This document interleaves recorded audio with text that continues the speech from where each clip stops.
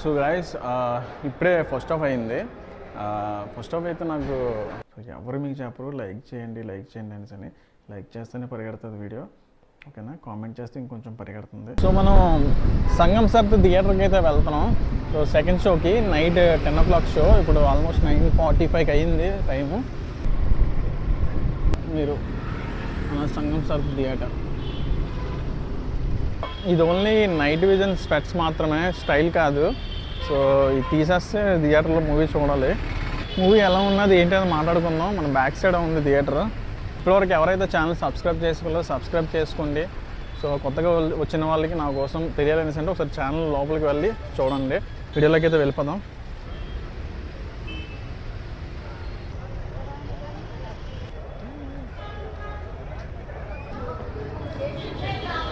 తిను మా మాయ hi చెప్పమాయ. So ఇదే సంగం సర్ థియేటర్. సో సంగం సర్ థియేటర్ ఆల్రెడీ చాలా మంది చూసే ఉంటారు, చాలా బాగా ఫేమస్ ఇది. చెప్పు. సో మూవీ చూసి ఇంకా కంటెంట్లోకి ముందుకు వెళ్ళిపోదాం. సో మ్యాక్సిమం మా ఫ్రెండ్స్ అంటే మా మావయ్యతో కలిసి ఎక్కువ సార్లు మావయ్యతో వస్తాం. ఫ్రెండ్స్ అందరూ ఒక్కొక్క టైంలో ఒక్కొక్కరు అలా బిజీలో ఉన్నారు. మన పని మంది, మన బిజీ మంది, వాళ్ళు బిజీ వాళ్ళది. అది మంది.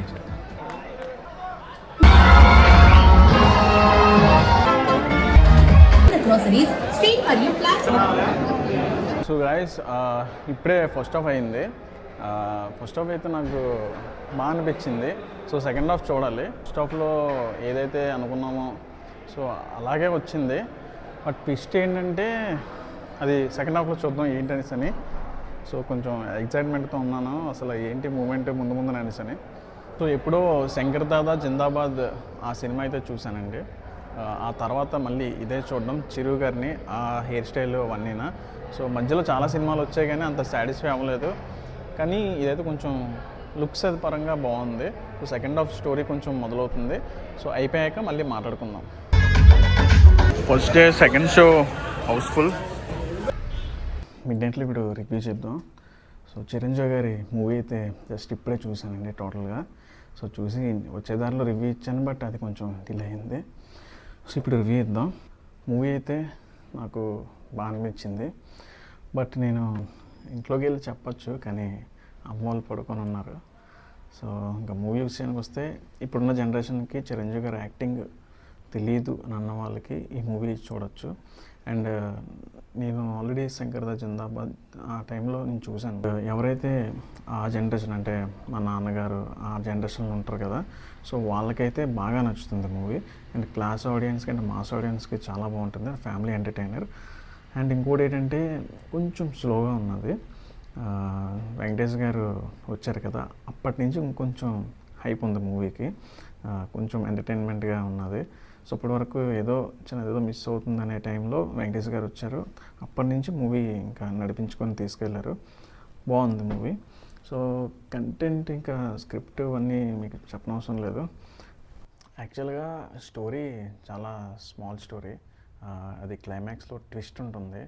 అది యాక్చువల్గా స్టార్టింగ్లోనే చూపించవచ్చు, బట్ ఆ స్టోరీ చిరంజీవి గారి స్టోరీ, వైఫ్ అండ్ హస్బెండ్ ఉన్న రిలేషన్షిప్స్ ఇవన్నీ చూపించారు. అంటే దాంట్లో పర్ఫార్మెన్స్ కనబడుతుంది చిరంజీవి గారిది. ఇంకంతే. మూవీ అయితే నాకు బాగా అనిపించింది. అంటే మరీ అంత నేను అనుకున్నంత కాదు, కానీ బాగుంది movie, above average. So present అయితే మూవీ అయితే ఫ్యామిలీ ఆడియన్స్కి నచ్చుతుంది. సంక్రాంతికి అయితే హౌస్ఫుల్ అయిపోతుంది. సో దాని తర్వాత ఎలాగంటే మరి దేవుడికి వదిలేద్దాం. చిరంజీవి గారు అయితే హిట్ కొట్టారు. సో ఇంకొంచెం ఎక్కువ మాట్లాడితే లోపల పడుకొని ఉన్నారు అమ్మ వాళ్ళు. So almost time 1:30 night, midnight 1:30 అయింది. సో లేస్తే నన్ను కొట్టేస్తారు, ఓకేనా? సో నెక్స్ట్ వీడియోతో మళ్ళీ కలుద్దాం. లైక్ చేయండి, లైక్ చేస్తేనే వీడియో కొంచెం రీచ్ వెళ్తుంది. సో సబ్స్క్రైబ్ చేసుకోండి. సో ఎవరు మీకు చెప్పరు లైక్ చేయండి అనేసి లైక్ చేస్తేనే పరిగెడుతుంది వీడియో, ఓకేనా? కామెంట్ చేస్తే ఇంకొంచెం పరిగెడుతుంది. సో వీడియో నచ్చితే సబ్స్క్రైబ్ చేసుకోండి. నెక్స్ట్ వీడియోతో కలుద్దాం, ఓకేనా గైస్? బాయ్. మళ్ళీ ఇంకో మూవీతో కలుద్దాం. సో అంతవరకు happy Bhogi, happy Sankranti. So my dear followers,